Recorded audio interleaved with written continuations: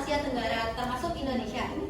Pada akhir 1944, kedudukan Jepang dalam perang Asia Timur Raya semakin terdesak. Pada keadaan seperti ini, Perdana Menteri Jenderal Kuniako Koiso mengeluarkan janji kemerdekaan pada bangsa Indonesia pada 9 September 1944 guna menarik simpati bangsa Indonesia. Di hadapan Insinyur Soekarno dan militer Jepang, Perdana Menteri Koiso mewakilkan pernyataan kemerdekaan untuk Indonesia kepada Tenno Heika. Koiso, Prime Minister of Japan, declared to the people of Indonesia that they will be set free in a week. I'm happy and very touched by the power of infinite mind. Well, as expressed gratitude for discretion and sincerity of government employees along with armies, there has been fiercely fulfilled its obligation.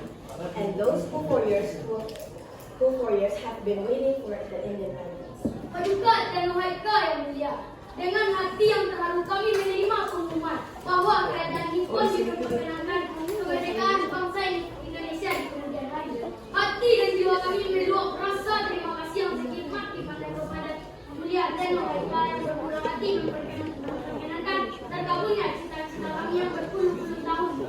Saya atas nama segenap rakyat Indonesia meminta kepada Paduka Tuhan supaya mempersembahkan rasa terima kasih kami. Pada 1 Maret 1945, Jepang telah meresmikan terbentuknya BPU PKI yang dipimpin oleh Haji Marwedio Diningrat dengan memiliki 60 orang anggota. Dalam sidang tersebut membahas mengenai dasar negara Indonesia 29 Mei 1945.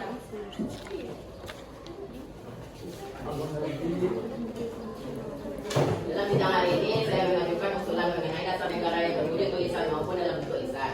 Berikut rumuskan secara lisan. Yang pertama yaitu beri kebangsaan, yang kedua beri kemanusiaan, yang ketiga beri ketuhanan, yang keempat beri kerakyatan, yang kelima beri kesejahteraan rakyat. Berikut secara tertulis. Yang pertama, ketuhanan yang Maha Esa, yang kedua kebangsaan persatuan Indonesia, yang ketiga rasa kemanusiaan yang adil dan beradab, yang keempat kerakyatan yang dipimpin oleh hikmat kesejahteraan di dalam perbuatan perwakilan, yang kelima keadilan sosial bagi seluruh rakyat Indonesia. Kedua hari saya ingin menyumbangkan ide pikiran saya.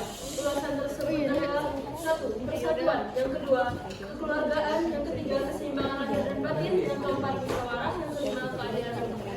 Saya selaku anggota BPU PKI ingin turut serta dalam perumusan dasar negara.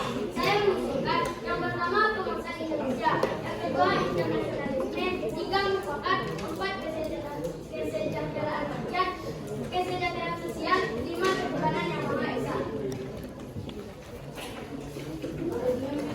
Dengan dilaksanakan persidangan kedua pada 10 sampai 16 Juli 1945, maka selesailah sidang BPU PKI yang pertama.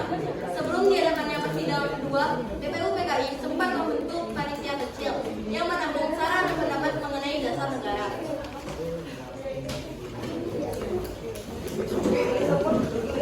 Bolehkah saya berpendapat? Baiklah, silakan. Bagaimana jika dalam masyarakat ini digunakan untuk membentuk suatu badan yang menampung saran dan pendapat mengenai dasar negara? Baiklah, siapa yang ingin dalam kehidupan? Tapi jangan lupakan tugasnya harus diselesaikan secepatnya. Kalau yang duduk di sini nggak dalam sidang sudut ini ya.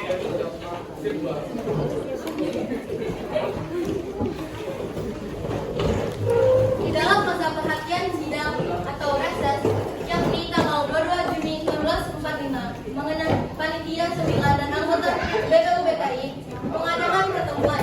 Dalam pertemuan itu, panitia kecil membuat sebuah dokumen dan yang disampaikan pembukaan dasar negara. Rancangan tersebut diterima baik oleh anggota BPU PKI dan disampaikan sidang BPU PKI kedua. Sidang BPU PKI kedua sampai Dipersilakan ketua panitia 9 menyampaikan hasil kinerjanya selama ini. Baiklah, panitia 9